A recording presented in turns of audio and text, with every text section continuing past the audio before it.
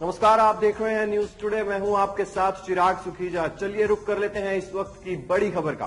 Grievance की बैठक में उठाए जीएसटी विभाग के अधिकारियों की कार्यशैली पर सवाल। डिप्टी सीएम ने कहा, संज्ञान में आया मामला तो होगी कार्रवाई। फरीदाबाद में ग्रीवेंस कमेटी की बैठक में आज जीएसटी विभाग के अधिकारियों द्वारा व्यापारियों को अनावश्यक रूप से परेशान किए जाने का परिवाद रखा गया। बैठक में शिकायतकर्ता ने कहा कि पिछले दिनों जीएसटी चोरी को लेकर एक विभाग के अधिकारी का ऑडियो वायरल हुआ था, परंतु उस पर कोई सख्त कार्रवाई नहीं की गई। इसके अलावा जीएसटी विभाग के अधिकारी अनावश्यक रूप से ई वे बिल होने के बावजूद व्यापारियों के चालान काट रहे हैं तथा ऊपर से आला अधिकारियों द्वारा राजस्व वसूली का दबाव बनाते हैं। इस पर डिप्टी सीएम दुष्यंत चौटाला ने कहा कि विभाग द्वारा जीएसटी चोरी को रोकने के लिए कड़े कदम उठाए हैं, लेकिन इसके बावजूद यदि अनावश्यक रूप से किसी को परेशान करने का कोई मामला उनके संज्ञान में लाया जाएगा तो वे इस पर कार्रवाई करेंगे। उन्होंने शिकायतकर्ताओं से लिखित में शिकायत देने की बात कही। इस मौके पर शिकायतकर्ता संजय गुप्ता ने कहा कि पिछले दिनों जैन साहब का नाम लेकर 71 गाड़ियां बिना वसूली के छोड़ने का ऑडियो वायरल हुआ, परंतु आज भी वे गाड़ियां जीएसटी चोरी कर रही। उन्होंने कहा कि इस मामले में कोई संज्ञान नहीं लिया जा रहा।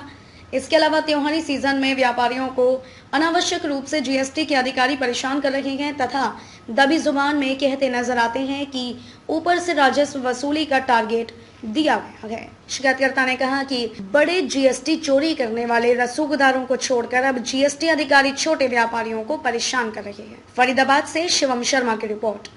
नाम है आपका? संजय गुप्ता। आज ग्रीवेंस कमेटी की बैठक में आपने मुद्दा उठाया है, क्या मुद्दा था और क्या आश्वासन डिप्टी सीएम ने दिया है? जी बिल्कुल, मुद्दा ये था कि फरीदाबाद में बहुत बड़े पैमाने पर जीएसटी चोरी होकर गाड़ियां यहाँ से निकलती हैं, जिनकी संख्या 500 से 700 हो सकती है।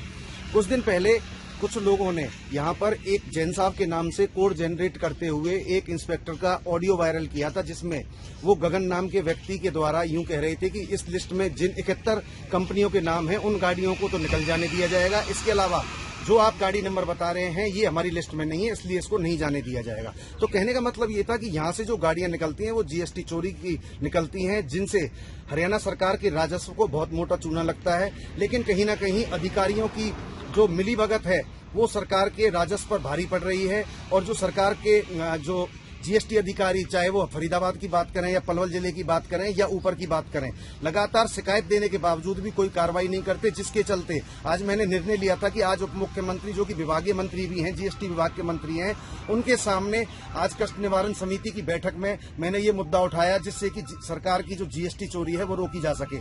इसके अलावा मैं आपको एक बात और बताना चाहूंगा कि यहाँ फरीदाबाद में एक इस प्रकार का चलन अधिकारियों ने चला दिया है कि यहाँ पर इंटर डिस्ट्रिक्ट की टीमें चेकिंग के लिए आती हैं।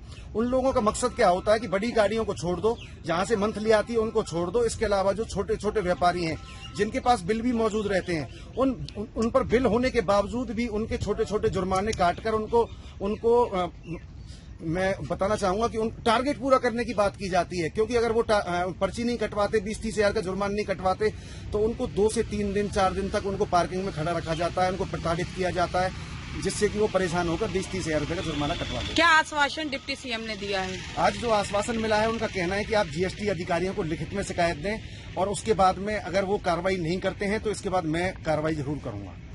दिन पहले पलवल का एक अधिकारी का ऑडियो वायरल हुआ था, जिसमें वो 71 ट्रांसपोर्ट कंपनियों की बात कर रहा था कि जो गाड़ियां यहां से बिना टैक्स दिए हुए आगे जाती हैं।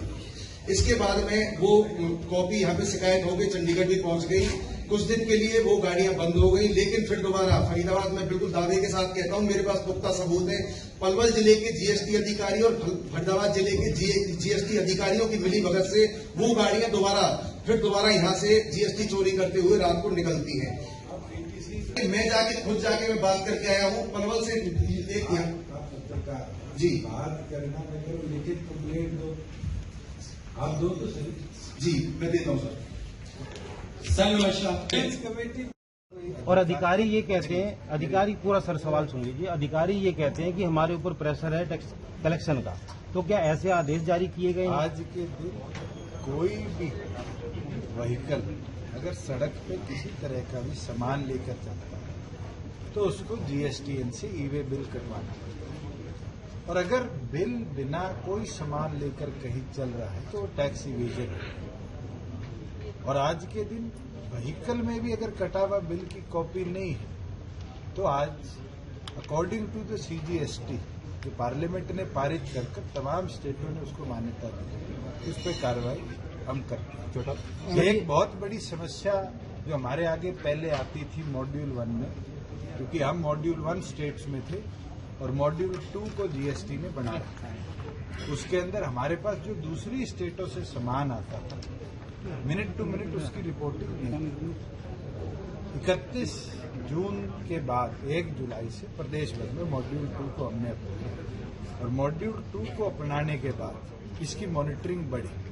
फेक फर्में, फेक इनवॉइसेज जो दिल्ली से, उत्तर प्रदेश से, राजस्थान से, पंजाब से, हिमाचल से, हमारे सटे हुए तमाम राज्यों से जो व्हीकल्स के माध्यम से हमारे स्टेट में आते थे और उसकी इमीडिएट ट्रैकिंग नहीं हो पाती थी, उसके कारण डिलेज होता था। ये समस्या मेरे सामने भी आई थी और इसको हमने सख्ती के साथ निपटने के आदेश दिए हैं। स्पेशलाइज एक यूनिट हमने, एक IRS ऑफिसर है, एडिशनल एक्साइज टैक्सेशन कमीशन, उनके अंदर बनाया है जो इस पूरे मामले को मॉनिटर कर रहे हैं। और आपको बताते हुए खुशी होती है कि एक पिज्जा कॉर्नर भी 1.5 करोड़ की सेल करता था जोमेटो से, पर सरकार को 5% की बजाय 1% टैक्स देता था। अब हमने GST काउंसिल में ले जाकर ये निर्णय भी करा दिया कि जितनी ई-कॉमर्स वेबसाइट है वो भी एट सोर्स पूरा टैक्स स्टेट को दे। आज के दिन अगर आप किसी भी कंज्यूमर से प्रोडक्ट के ऊपर पूरा टैक्स लेते हैं और टैक्स की चोरी करते हैं तो आपके खिलाफ सख्त कार्रवाई। ई-वे बिल के बावजूद जो चीजें हो रही है, मेरा सवाल उस संदर्भ में था, जिनके पास सारे कागज हैं, सारी चीजें हैं, कोई स्पेसिफिक ऐसा। ये थी आज की कुछ अहम खबरें। फिलहाल इस बुलेटिन में बस इतना ही। अगर आपने अभी तक हमारे YouTube चैनल को सब्सक्राइब नहीं किया है तो सब्सक्राइब कर लीजिए, फेसबुक पेज को लाइक कर लीजिए ताकि हर खबर आप तक सबसे पहले पहुंचती रहे। देखते रहिए न्यूज़ टुडे।